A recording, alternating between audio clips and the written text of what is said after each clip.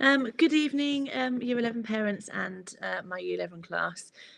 So, as part of our support for parents and students, we're putting together short videos that kind of explain what assessments are coming up and what is expected of each student, and any ways that you can support while you're at home as well. So, for the GCSE dance course, I thought I'd better start off with some key dates. So, on the 17th of February, all students in Year 11 are expected to take part in their practical dance exam. So this is the date where we will assess them officially on all of the work that they've been working towards. So the performance duet and breathe, which they had almost like a mock run through in the Christmas show, and then also their choreography. So most students have done a solo for their choreography, which makes sense in case there are any absences due to COVID.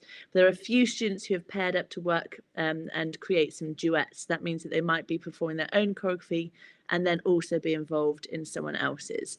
So that will happen all on that day. There'll be off timetable. There'll be rehearsals and preparation to begin with, and then each student will be one by one assessed on all of those aspects of the course. And that will make up 60% of your child's grade. So there's a massive focus leading up to that, as you can imagine. And then the final date, which is really important, which is the 21st of June, is when they'll be assessed on all the written aspects. So the written paper assesses their understanding of how to choreograph, how to improve their performance skills, and also some analysis of some set works. Just things that the paper might cover, just so that you could talk to them about it and review things and ask them what they know about the different aspects of the course are. On the first part of the written paper, they could talk to you about hypothetical choreography. So give the students a starting point, and they have got to be able to create a dance idea, create a motif. How do you develop that motif? What kind of structures would you use, and so on. And if you talk them through these lists, they should be able to tell you quite a lot of key vocab linked to the points that you can see in this part of the video.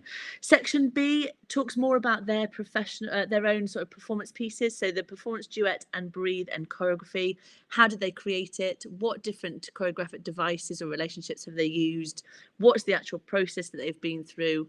And any kind of performance skills that they are using, and how do you demonstrate them, and how that helps their final performance. And then finally is section C, where they look at some professional works. Now, they've been assessed before on Infra, Alina Curva, E of E. They have more recently studied Within Her Eyes. And there's 2 more set works to study. So once the practical exam is done, we'll be looking into those in a lot of depth, and then reviewing everything we've also covered. So they might ask them to analyse costume, lighting, physical setting, what they can hear in terms of aural setting, and how all of these things have been selected to help their understanding of what the dance is all about, what the intention is. How can you help at home? So there's lots of things. The biggest thing right now is to encourage your child to be attending rehearsals. So there are lunchtime slots that they can sign up for to come into the studio to be practicing the performance duet, the breathe, and also their choreography, and finishing that because they are not finished yet. But other really important things that will help them: get them to talk to you about their choreography. What are they trying to achieve? What are they trying to communicate? How are they going to go about doing that? Because that's just going to really embed what they're trying to show us, what they're trying to create.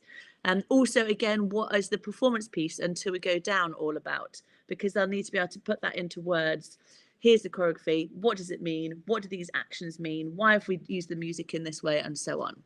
And then final one, and this couldn't be the best thing that you could test them on, is the dance knowledge organizer. So it looks like this. There's lots and lots of different keywords. But half the battle we have in students that we've seen in past years is they start to talk about the wrong key vocabulary when answering a particular question. So you can see on this slide that we're looking at now, where it says choreographic processes, they will start to talk about maybe choreographic approach, and the key vocab is completely different. So just quizzing them on, right, can you name me 6 structuring devices, or can you name 6 choreographic devices? Can you tell me 5 expressive skills, 5 physical skills, 5 technical skills, and how can you improve them? Any prompting, quick recaps of these lists will be really invaluable to them, because they've become more familiar with these lists. They've seen them since the beginning of year 10, but if you can test them at home, it will absolutely help them in many, many ways. So that would be probably the most useful thing. So just a quick reminder of back to the key dates. So 17th of February is the practical exam day and 21st of June is the written exam day. It's a huge focus on practical right now. I'm not seeing all of them down in the dance studio, so please do encourage them to come along. It's an absolute proven fact that if they come down and rehearse, they will improve, they will get better, their performances will get stronger, they will be more successful when that final exam result comes through. If you have any questions, feel free to send me an email to francis.henderson@thecastleschool, at cset.co.uk, and I will get back to you and answer those questions as soon as I possibly can. Okay, thank you so much for your time.